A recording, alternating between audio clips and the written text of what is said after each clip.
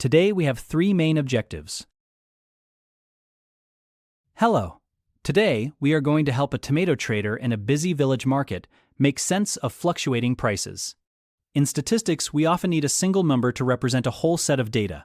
This helps us see the big picture without getting lost in every single detail. By the end of this lesson, you will be able to calculate the average price and understand why it is a powerful tool for making fair business decisions. Let's look at the data our trader collected over 5 days. The concept we are testing here is called the arithmetic mean, commonly known as the average. Think of the mean as a balance point. If all these prices were piles of coins and we wanted to level them out so every pile was exactly the same height, that height would be the mean. Wait for the stacks to level out. To find this balance point, we use a simple two-step process. First, we combine everything we have. Second, we share it equally among the number of days recorded. The formula for the mean is the sum of all values divided by the total number of values. Let's derive the formula for the mean so you can use it for any set of data. In statistics, we use the Greek letter sigma, which looks like a capital E, to represent the sum or total. The letter N represents the number of items in our list. First, we add our tomato prices together. The total price over 5 days is 7,000. Since the trader recorded prices for 5 days, our N is 5. Now, we divide the total sum by the number of days. This gives us a mean price of 1,400. This 1,400 represents the central price. If the trader sold tomatoes at this price every day, they would earn the exact same total amount of money as they did with the fluctuating prices. Now, the trader wants to set a fair and stable selling price for their customers. Based on our calculation, an appropriate price to suggest would be the mean 1,400 UGX. Why is this a good choice? Here are the key reasons. First, consistency for customers. Second, sustainability for the trader. And third, it reflects the actual market center.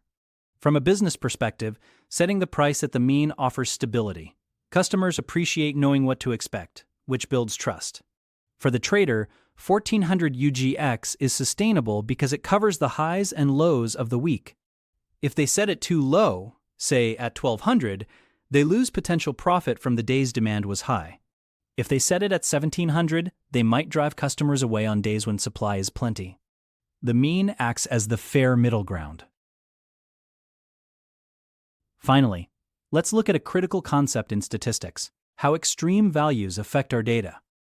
Notice that 1,700 is quite a bit higher than 1,200 or 1,300. In statistics, we call an unusually high or low value an outlier. Here is a number line showing 1,200, 1,300, 1,300, 1,500, and a distant 1,700.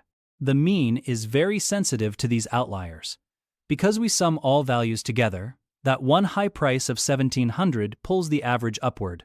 With the 1,700 price, the mean is 1,400 UGX. If 1,700 was instead a more typical 1,300, the sum would be 6,600, making the new mean 1,320 UGX. Look at the difference. Without that high price, the fair price would have been much lower. This is why the mean alone isn't always the best measure for pricing. If a trader relies only on the mean when there is a one-time spike in prices, perhaps due to a temporary shortage, they might set a permanent price that is too high for the average day. In these cases, we might also look at the median, which is the middle value, or the mode, which is the most frequent price. In our data, the most frequent price was 1,300. Always ask yourself, is the average being skewed by one very unusual day? To wrap up, let's review what we have accomplished today. First, we define the arithmetic mean as a balance point. Then, we derive the formula where the mean equals the total sum divided by the count. Next, we calculated the average tomato price to be 1,400 UGX. Finally, we identified how outliers like 1,700 UGX can pull the mean higher. We have successfully helped our trader determine a fair price using the mean while also recognizing its limitations. We focused on analytical thinking by using data to find the center. We practiced decision-making by choosing a stable price for business. And we improved communication by explaining the why behind the numbers. By understanding these fundamental statistical concepts, you can look beyond just a list of numbers and start making informed, data-driven decisions in any scenario. Thank you for joining me today. Keep practicing with different datasets to see how the mean behaves.